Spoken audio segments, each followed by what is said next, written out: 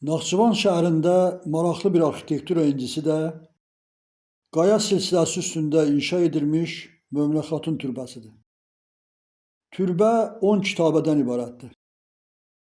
O əzəmətli türbə bir dayaq üstündə inşa edilibdir. O türbənin 10 kitabəsi məna daşıyıcısıdır. Yəni səhər günəşi çıxdıqda hansı kitabəni işıqlandırırsa, günün qürubunda qərbdə o kitabəni işıqlandırmaqla tamamlanır.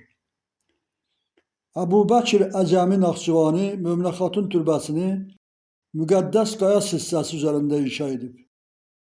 O qaya silsiləsinin müqəddəslik, hifz edici, xilas edici xüsusiyyəti var. Qaya silsiləsi indiki Xalxal meşəsindən yuxarıya, şimali-şərq səmtdən başlayır.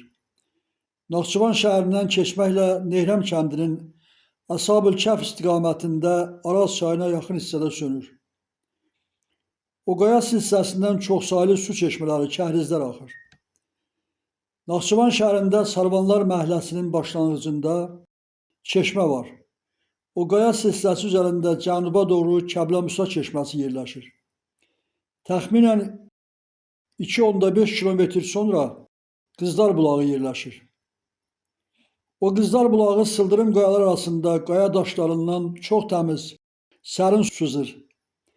O qayaların yuxarı hissəsindən dəfələrlə kəl arabası, at arabası, yaşlı adam, uşaq ehtiyatsızlıqdan, hündürlükdən qayalar arasına düşməsinə baxmayaraq, sağ qalmaqla yanaşı heç bir yara da almayıblar. Əhali qaya hissəsinin müqəddəslik daşıyıcısı olduğuna bir daha əmin olublar. Sarvanlar məhəlləsində o qaya silsiləsi üzərində Ağır Seyidlər, Miriş ağa, Mirişlilərin evləri yerləşirdi. Sonralar onların evi yerində möhtəşəm məscid kompleksi inşa edildi. Qızlar bulağı ardınca təxminən 1 kilometr məsafədə Möminə Xatun türbəsinin aşağı hissəsində əvvəllər çeşmə axırdı. Türbənin o sahədə yüksəklikdə inşasının 3 mənası var idi. Əvvəla müqəddəslik daşıyıcısı qaya silsiləsi, səhər günəşinin çıxma və batmasında türbənin işıq əhatəsində olması və o türbənin aşağısından axar çeşmə, türbəni yeraltı sulardan, nəmişlikdən qoruma anlamı daşıyıb.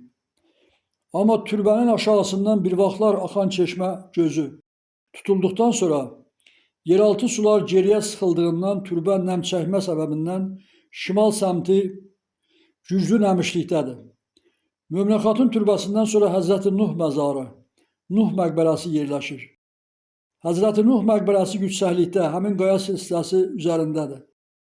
Onun aşağısında da çeşmə axır. O axar çeşmə də üzərində Həzrəti Nuh məqbərəsi, Möminə Xatun türbəsinin yerləşməsi, möhtəşəm məscid kompleksi, Qızlar bulağı və s. məna daşıyıcılarıdır. Onlar yer seçməyiblər, o yer onları seçib.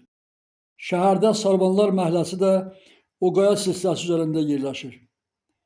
Şəhərdə 4 yol deyilən yerdən yollar ayrılır. Şimala doğru Şahbuza, qərbə doğru Şərura, şərqə doğru Ordubada, cənuba doğru Naxçıvan şəhəri yerləşir. Naxçıvan ərazisi çox-çox qədimdən duz yolu kimi və Naxçıvanda olan çox elastik və şəffaf ipəyinə görə İpək yolu kimi də tanınıb, tarixləşib. Tarixi mənbələrdə öz yerini Həzrəti Nuhla da tapıb. Azərbaycan və Naxçıvan ərazisi işıq ərazisidir. Tarixlərdən məlumdur ki, Azərbaycan və xüsusilə Naxçıvana bir çox sərkərdələr qoşunla hərbi yürüşlər ediblər.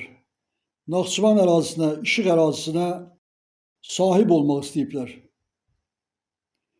Naxçıvan əhalisi mətinliklə mübarizə apararaq hər bir döyüşçü bir sərkərdə olub. Amma o yürüşlərin sonluğu, o sərkərdə və qoşunu bir müddətdən sonra ərazidən geriyə dönüblər. Onunla da o sərkərdə və qoşun öz ərazisi ilə süquta məhkum olunublar. Çünki Azərbaycan ərazisinin ilkdən işıq sahibi var. Mütləq olan o işıq sahibinə isə sahib olmaq olmaz.